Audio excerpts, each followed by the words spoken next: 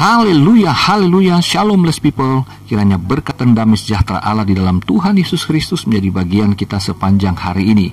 Jumpa lagi dengan saya Pendeta Theodorus dari Rumah Berkat, House of Blessing, dalam Renungan Kristen. Hari ini saya mau menyampaikan tema Allah yang berkuasa atas darat dan laut.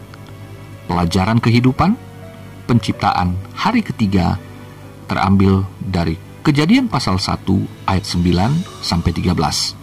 Mari kita baca firman Tuhan.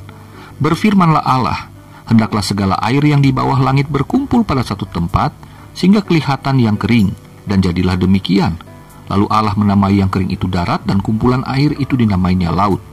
Allah melihat bahwa semuanya itu baik. Berfirmanlah Allah, hendaklah tanah menumbuhkan tunas-tunas muda, tumbuh-tumbuhan yang berbiji, segala jenis pohon buah-buahan yang menghasilkan buah yang berbiji, supaya ada tumbuh-tumbuhan di bumi. Dan jadilah demikian. Tanah itu menumbuhkan tunas-tunas muda, segala jenis tumbuh-tumbuhan yang berbiji, dan segala jenis pohon-pohonan yang menghasilkan buah yang berbiji. Allah melihat bahwa semuanya itu baik. Jadilah petang dan jadilah pagi, itulah hari ketiga. Nah, blessed people, ini adalah bagian dari rangkaian serial yang saya sampaikan mengenai pelajaran kehidupan yang terambil dari penciptaan langit dan bumi, dari Kejadian pasal 1 ini. Nah, dalam pelajaran-pelajaran sebelumnya saya sampaikan mengenai bagaimana Allah ya berkuasa atas langit dan bumi, bagaimana Dia berkuasa dalam menciptakan terang, kemudian Dia juga memisahkan ya air yang ada di atas dan yang ada di bawah. Jadi pada mulanya ternyata sesuai dengan yang disampaikan ayat 1, alam semesta ini dipenuhi dengan air. Lalu Allah memisahkannya. Dan air yang ada di bawah tentu itu berbicara air yang ada di bumi. Nah, kemudian Allah memisahkan ya bagian yang kita kenal di dalam pembacaan tadi dengan yang namanya darat dan laut. Jadi ternyata bumi dikuasai oleh air, tetapi sudah ada darat di sana. Ya, sudah ada bagian, ada tanah di sana. Tetapi belum kelihatan. Ketika air itu mundur atas perintah Allah, maka bagian yang kering itu dinamakan darat. Dan di sanalah kemudian Allah menciptakan manusia untuk hidup dan berkuasa atas bumi. Saudaraku yang terkasih, disinilah kita dapatkan pelajaran sangat penting dan sederhana, bahwa ketika Allah berfirman maka semua itu jadi. Jadilah demikian. Dan semua yang Allah jadikan itu semua baik adanya. Dalam pemandangan Allah baik, berarti itu semua benar adalah baik. Kita dalam menjalani kehidupan ini, ketika melihat masalah kita, maka kita akan melihatnya dari perspektif manusia yang lemah dan tak berdaya. Tetapi kemudian kita melihat bahwa sebagaimana bumi yang kacau balau, demikian hidup kita yang kacau balau ini. Tetapi ada firman Allah, maka kita percaya apa yang Allah rancang dalam hidup kita sesungguhnya itu baik adanya. Meskipun masalah-masalah itu silih berganti dalam hidup kita. Karena apa, saudaraku? Di sini kita lihat kemahakuasaan Allah ya. Bagaimana Tuhan Allah itu berkuasa atas darat dan laut. Dia yang memerintahkan air mundur sehingga muncullah bagian yang kering yang disebut darat itu. Air laut yang sehebat seluas itu ya, biar bagaimanapun walaupun bumi ada daratan, tetapi kita lihat di peta tetap lautan yang dominan atasnya. Tetapi air itu diberikan batas sehingga air tidak sampai kepada daratan dan menghancurkan kehidupan di darat. Nah, kita tahu bersama bahwa ketika air melewati batasnya, itu berbahaya sekali bagi kehidupan manusia. Kita teringat beberapa tahun yang lalu di Aceh, ketika air melewati batasnya, air laut itu, maka banyak sekali korban jiwa karena tsunami yang berasal dari laut itu.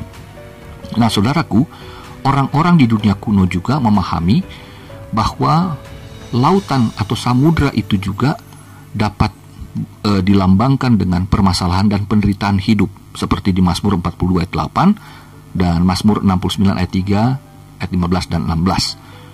Kita tahu juga bagaimana air itu dapat menjadi satu kenyataan penghukuman. Itu yang dipercayai juga oleh orang-orang kuno.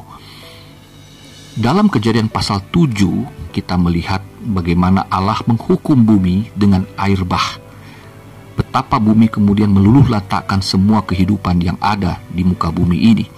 Dan dia surut pada Kejadian pasal 8. Saudaraku, dalam Keluaran pasal yang ke-12 itu kita tahu bagaimana orang Israel ketika menyeberangi Laut Teberau, mereka menyaksikan orang-orang Mesir mati terbunuh ketika mereka mencoba menyeberangi lautan tersebut. Artinya bahwa Tuhan menghukum orang Mesir. Jadi saudaraku yang terkasih, laut itu dapat memberikan kehidupan bagi makhluk-makhluk laut. Tetapi juga laut dapat menjadi alat penghukuman Tuhan untuk bumi. Dalam pelajaran kehidupan kita, maka kita tahu dosa itu menghasilkan penghukuman. Dosa berujung kepada maut. Tetapi saudaraku, sebagaimana Paulus menggambarkan ini di dalam 1 Korintus pasal yang ke-10 ayat 1 sampai ayat yang ketiga, kalau kita baca di sana, maka sesungguhnya air laut itu digambarkan sebagai baptisan Laut Teberau ketika orang Israel menyeberanginya. Dalam hidup kita, ya, bagaimana ketika kita bertobat dan menerima Yesus Kristus sebagai Tuhan dan Juru Selamat itu, kita juga harus melewati sakramen yang namanya baptisan. Untuk sebuah simbolisasi bahwa kita telah mati bagi dosa. Kita telah mati bagi dunia. Kita kemudian dari simbolisasi baptisan, misalkan dari aliran kami Pentakosta, baptisan yang diselam itu melambangkan penguburan atau kematian, kemudian ketika keluar dari air itu melambangkan kehidupan yang baru. Jadi bagaimana ketika lautan itu menutupi bumi, maka semua di atas bumi itu mati. Demikianlah ketika air baptisan dalam sakramen gereja itu menyimbolkan bagaimana kita mati terhadap dosa, terhadap keinginan dunia ini, dan kita hidup baru di dalam Kristus dan hidup bagi sorga, bagi Allah yang menuntun dengan rohnya.